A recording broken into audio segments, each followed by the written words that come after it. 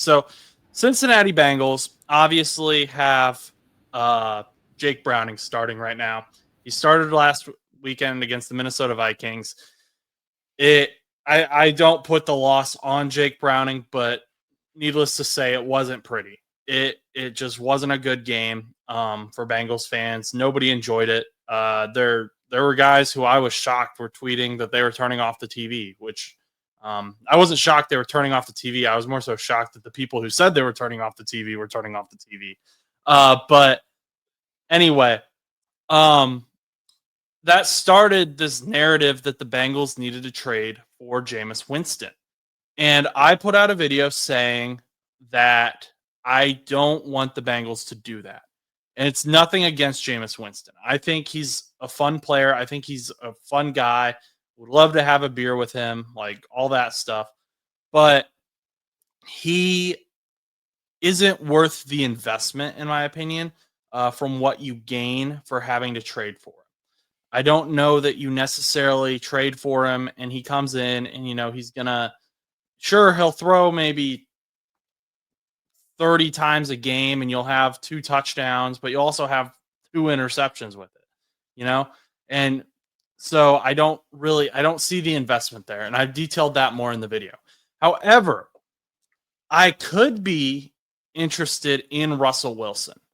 And I would love to get both of your thoughts. Both Stan is watching him with the Jets, and then Chus, of course, he started for the Steelers last year. But Russell Wilson has a very cheap contract. He isn't going to be super expensive. I think he's got like 10 million total. He's got an $11 million cap hit. Giants have paid some of that. If they trade him for like a 6th round pick, 5th round pick, I would jump on that because I think Russell Wilson can come in and be someone who is able to get the ball to Jamar Chase consistently. He's able to get the ball to, just your weapons. And the Bengals have the skill makers that as long as they have the ball in their hands, and apparently they're not playing the Minnesota Vikings and will fumble for no reason, the weapons are good. They will be there. And so I trust him more to run the offense than I do Jameis Winston. And if the Bengals are going to bring in someone, I think I want it to be Russell Wilson because I think the investment is going to be about the same as Jameis Winston, and there's a higher upside. Plus, the Giants might want to, and I don't know this for sure, maybe they want to get Russell Wilson out of there because, he started. They don't want him kind of looming over Jackson Dart. And Jackson Dart, thinking like every time he throws an interception, oh, shoot, Russ is right over there on the bench. He's going to get put in for me. Kind of maybe get Russell Wilson out of the building. Won't be that expensive for them. And then they still have Jameis Winston, who may be less of a perceived threat for Jackson Dart since he hasn't started yet. He hasn't played yet. They've got these 3 quarterbacks there. I don't know how much they value each one, but I do want your guys' thoughts on that subject. So, Stan. Yeah, I muted myself because of a little construction downstairs. But to start off, I don't agree with you on the value there. I think if you're getting a 5th or 6th for Russ, that's great. My question is, why not just go with Winston? Because I don't think Winston is that much below Russ. And I have a feeling you can get him for something like a 6th round pick swap where the value is so much less than just giving up a pick altogether. The other thing is I believe that Dable would value Wilson a lot higher than maybe he would value Winston. And I don't think a trade for Russ would be a 6th round pick. I think you might need to give up more than that. It is hard to say because of his age, but when these teams are negotiating, especially the Giants, you see how, I have this quarterback, you are missing a quarterback and are arguably a playoff team. I'm going to try to, get a lot more juice out of this trade than you might think. So I just don't know if the trade value is there for a 5th or 6th for Russ. And I don't know if the Winston difference wouldn't be a better choice. But in terms of the Bengals fit, I think either of them would be a good fit because you have such great weapons on all around the field. And when I look at Russ, the biggest difference between Winston is he's not going to throw those trash can balls for no reason at the end of the game. He's not going to lose you as many games. My only issue with the Bengals again, though, is it's not like the offense was losing you that many of those games, right? Yes, Jake Browning did not have a great performance, but you have other options there. I think that if I'm the Bengals now, I'm going to look a lot more at defensive options. Can I bring in, another defensive back for a sixth or fifth, which you can get decent quality guys at that level. The Jets, my team, looking at two of their best guys were both brought in for 6th round, 7th round pick swaps, very low value deals. I think that might be a better pathway for the Bengals. Okay. Chus, your thoughts? Yeah, so when it comes to Russell Wilson and the Jameis Winston thing, I think it is interesting, like how like Stan put it and stuff like that, like the value and whatnot, because when it comes to the Giants, I think that you have to consider the idea that what if Jackson Dart doesn't end up working out and they have to bench him? And the problem is with the Giants at that point is, yeah, he would have to go back on his word. But would you want to lean on Jameis Winston, or would you want to lean on like the legit Super Bowl vet being Russell Wilson, the consistent factor, the guy that's probably going to be, for the next couple of weeks, if he does stay with the Giants, more than likely giving advice to the young guy being Jackson Dart. So the problem is you don't want Jackson Dart to turn in, or like you don't want Jackson Dart to come in, play like Malik Willis, and then just kind of leave him in for the next couple of weeks. You're going to pull him and put in probably Russell Wilson again. So in my opinion, I agree. I think Russell Wilson's value might be a little bit higher. But in my opinion, I also think that it might be worth it if you really want to push to make playoffs and are ready to go come December. Now, the problem with Russ, though, is he is very up and down. We saw that with the Steelers a lot last year. He had like 2,500 yards passing, but he had 16 touchdowns and 5 interceptions. Take that as you will. He had some games like against the Eagles where he only put up like 120 yards passing, and he just didn't look good. Now, the Eagles were a dominant team last year. It's whatever you want to give your opinion on. But I think that Stan was right, though. Whatever quarterback you decide to go with is going to probably do well in this Bengals offense, just because if you look at what Russell Wilson was doing with the Steelers last year, Steelers offense, I always said it, and they needed a wide receiver too. The tight ends were kind of hit or miss. Najee Harris, 1-yard gains here and there. Jalen Warren was like the only explosive running back. We've talked about it time and time again. He still somehow managed to make it work and win games. So with you, on the other hand, with your team, you've got Jamar Chase and T. Higgins, and you've got Chase Brown, and you've got a couple of these like random wide receivers just kind of on the back end that you're just kind of waiting for, like, just to come up in a random play or whatnot, just to, make some noise.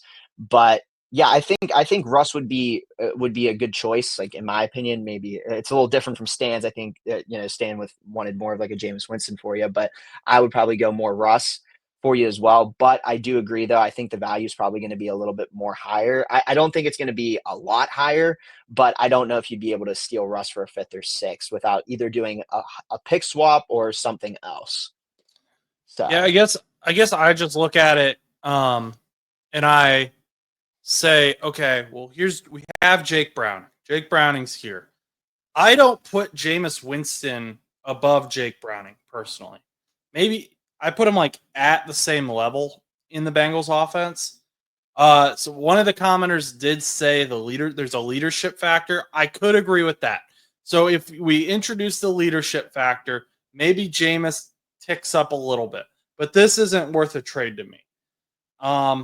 This little bit, this leadership factor, it's real tiny. It's right there. But I think that Russell Wilson is probably up here if Jake Browning remains. And so I'd be more willing, and like you said, the pick investment. Obviously, if they want a 3rd rounder or higher, I'm not giving them that. Maybe talk into maybe it's multiple picks. Maybe it's not just one pick. But I think the Bengals should look into getting Russell Wilson. I think it would be beneficial for the Giants to get for Jackson Dart's sanity to get Russell Wilson out of there. And it's because, we've just seen this so many times. We saw it with the Steelers. We've seen it with the Jets. The Jets, we saw it a ton with Zach Wilson. Like, that was their MO, was they would bring in a quarterback to start over Zach Wilson. That quarterback would get hurt. Then Zach Wilson would start. He would play well, and then they'd pull him out when he played bad, and then they'd put him back in. And, it just, it was insanity. And I'm not saying, Zach Wilson would have been, this amazing quarterback if that hadn't happened. But I think you can make the argument that if you have this veteran almost just looming in the shadows of the background, it can hurt the mental of that rookie young quarterback, especially when it's a quarterback who's won a Super Bowl before, who has made Super Bowl appearances. Like, Russell Wilson is likely eventually going to be a Hall of Famer. That sounds a little silly now, watching him the last 3 seasons, but if you go back to prime Russell Wilson, he was insane. So I don't know. Maybe the Giants want 3 quarterbacks, but I just think they don't have a lot invested into Russell Wilson, and I could see them wanting to get him out of there. I disagree with just the point of they don't have that much invested, because if you're Schoen and Dable, you're here for your job this year, and I think because of that, would I take with any sort of pick value? Schoen is very much aware that whatever picks he gets from losing Russell Wilson, he may not be the GM choosing those picks.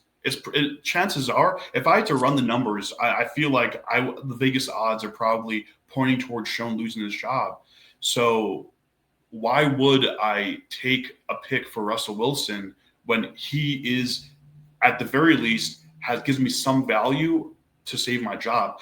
I do think one interesting thing might be a player swap. I know we don't ever really see that in the NFL, but if there's some better value to the Giants for this season, maybe that can work out. The other option I think that might work for the Bengals is if the Giants lose the next 2 games, I don't know if the Giants don't just clean house right then and there, get rid of the coaching staff. And then for the next GM, the question is, okay, let's get rid of this quarterback who is old and doesn't really give us a whole lot of value for next season, and get a pick that can give us value for next season. So I think you're probably banking on the Giants doing really badly the next 2 weeks, those guys losing their jobs, and then getting that trade in, or you'd have to give up more value than just a pick. You have to give the Giants something they could use right now. Yeah, I mean, so you said they don't have a lot they have a lot invested in Russ because of their jobs. But to me, the Giants have already said, Brian Dable has already said that he believes Jackson Dart is the best way for him to keep his job. If he didn't, he wouldn't have benched he wouldn't have benched Russell Wilson for Jackson Dart. He thinks that Jackson Dart is the way he's going to keep his job. And you do make a good point. Like, Schoen likely isn't going to be back next year. Maybe he doesn't want to get picks for the next guy. But if I'm Schoen and I go to Brian Dable and I say, hey, are you actually, you're for real about Jackson Dart starting the rest of the season? Okay. I'm going to get rid of Russ. I'm going to trade because I'm going to do everything. I'm going to show that I'm invested in this team. I'm going to show that I want to be here next year. And maybe that doesn't work out. But what do you do? I don't understand why Russ is on this team if Jackson Dart truly is the future. And this team to me is saying Jackson Dart is the future. Jackson Dart is how we're going to keep our jobs. Jackson Dart is the best way for this team to win football games. Well, I think the fact that Jackson Dart was on the bench for the last 3 weeks shows you that Dable, I don't think Dable is convinced. I think he's just fighting for his life right now, which makes sense given his position. I think he's just trying to stir it up, put in a quarterback who your receivers really like. I mean, the locker room is in love with all 3 of these quarterbacks for one. I don't think Dable could put someone in to start this upcoming week who would piss off, Neighbors or any of those other guys. But just in terms of shaking it up, I think that's the reason you put in Jackson Dart. I don't believe Dable really is sold in Dart right now. Like I think he needs to see more. We also, I mean, in the preseason week 1, I remember being amazing for Dart. I do remember seeing some things I didn't like in week 2, especially with some of the passes he was going for. We could see like a 2 interception game. That I would not be surprised at all if we see 2-3 picks. I wouldn't be surprised if Jackson Dart gets benched at halftime this first week. I think it's just Dable's going to play it by ear, see what happens, kind of feel it out as it goes along. And, if you maybe losing Winston, getting some value there and then taking the risk, I could see them doing that. I just don't see why you'd move off the guy who was your plan A, because it's not like he went out there and looked absolutely terrible. He to my personal take, he's looked about what I expected him to look like this season. I don't think anyone's surprised by the level of play we've seen from Russ. So that's why I think they stick to both of them. I don't know. That Chiefs game was rough. But I mean, all to take it all in together, this is about what I would have expected. Okay. In fact, I think he's like stats wise, at least, he's definitely surprised me. He's shown me more than I really had going into this, expecting from him this season.